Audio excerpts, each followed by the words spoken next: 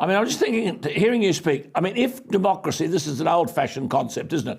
But if it's of the people, by the people, by the people, by the people, for the people, tell me anyone watching us tonight who would trust any institution to have all this detail about them: racial, ethnic origin, political opinions, religious beliefs, sexual orientation. Could we name 10 people watching us tonight who would agree that an external entity should have access to all that information? Look, I'd be staggered if we could, if it's explained to them in those terms. And one of the things I think we're seeing increasingly in politics now is the rush to get these things through quickly, sometimes before people get an idea what's going on. I think that's a little bit of the case here. I think that people, if they had more of a grasp on where it was going, we're all living in busy times, so people can't get across the detail as easily as they can. It has been out to consultation, but when I was in the real world, I was never really across what was in consultation on a government website. So I think there is this problem with people understanding too late what we're talking about. And I think there's a global push for this. This is happening in many countries across the world, and the key factor in each one of them is the World Economic Forum, which is pushing this digital identity, digital economy future. One world government. I'm very concerned. One world Very government. concerned. And I mean, what's to stop a future government from changing the policy about who should have access? I mean, the digital identity profile, it could become a requirement for every online transaction. And if you haven't got this, well, I'm sorry, we can't serve you. You can't have access. I mean, seriously. That's right.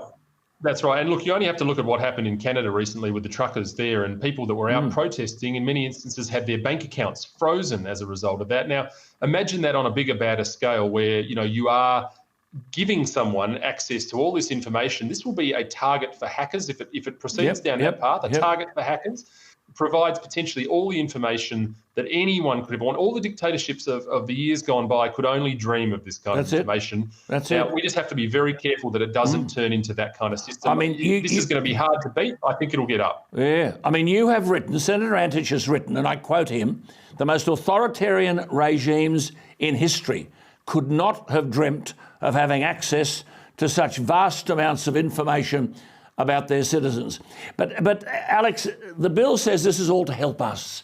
Help us. It's always presented that way, isn't it? This is a convenient method for verifying our identity online when you're having transactions, and for working with governments, helping you. Hello, we've heard that 1,000 times. I'm the tax man. I'm here to help you.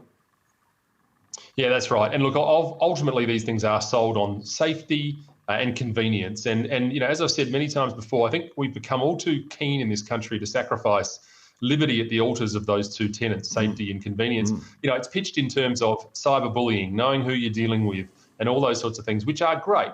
But this issue of having this massive database potentially of information about people all across the country, that can only ever be misused and hacked, as far as I'm concerned. Absolutely. And just coming back to an earlier question, but phrased differently, of the people watching us tonight, can you think of anyone you know who would be prepared to sacrifice all of these freedoms for the sake of convenience? I would have thought Australians want less government in their lives, not more.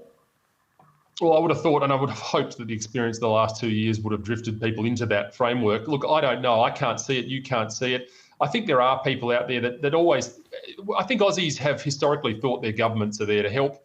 The American system wants people to not trust their governments. They're much more cynical about it, obviously, for cultural reasons. I fall more into that bracket, I have to say. I want the government out of my life as much as possible, and I know you do too. So I'd be staggered if anyone who really was across this would be wanting it.